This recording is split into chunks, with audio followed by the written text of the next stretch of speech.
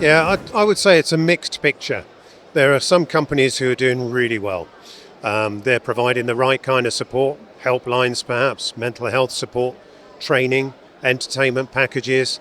They're taking a really serious approach to crew welfare. And then of course there are those companies that still have a long way to go. Or perhaps those who are just introducing particular initiatives on a piecemeal basis, instead of actually taking a really cohesive approach to crew welfare. Ultimately, they have to see it as an investment in people, and it's an investment for the business.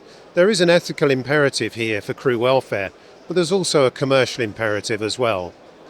And don't forget things like social interaction on board. This is a really important element. We've recently done a report on this, and it's worth looking it up on our website.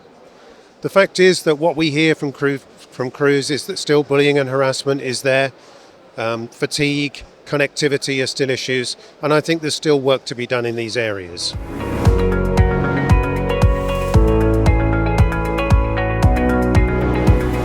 Yeah, well, it's clear that for seafarers that a healthy lifestyle is going to be difficult.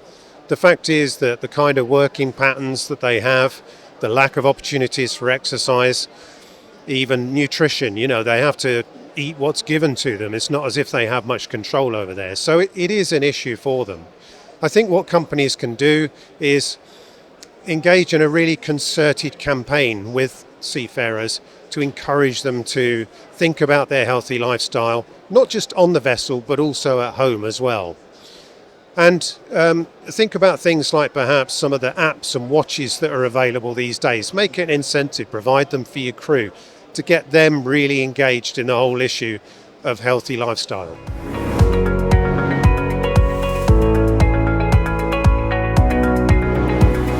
Well, as a maritime welfare organisation and offering helplines to seafarers, the messages that we're receiving are, we deal with the most negative aspects of it.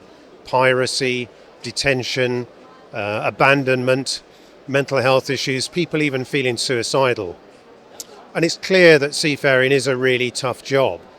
But people will do tough jobs if they're properly led, properly supported, and if they feel that what they're doing is really worthwhile. So there's a lot there about leadership and the way in which you support your crews.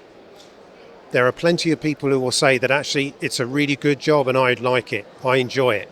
But I think what we've got to do is we've got to better define what modern seafaring actually is these days in order to appeal to continue to appeal for those at sea and also for the element of recruit and retention in the future.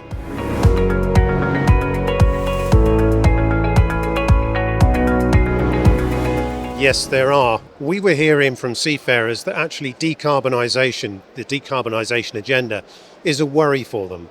So we conducted a survey amongst seafarers and shore-based staff as well. We had about 400 responses. It was really interesting to see what came back. The fact is that yes, they think it's a really good thing that decarbonisation is happening. But they're worried about being in the middle of the commercial imperatives and the regulatory regimes and having to handle that. They're also worried about training. Who's going to pay for it? How's it going to happen? They're worried about the implications for them. Will there be a no-blame culture?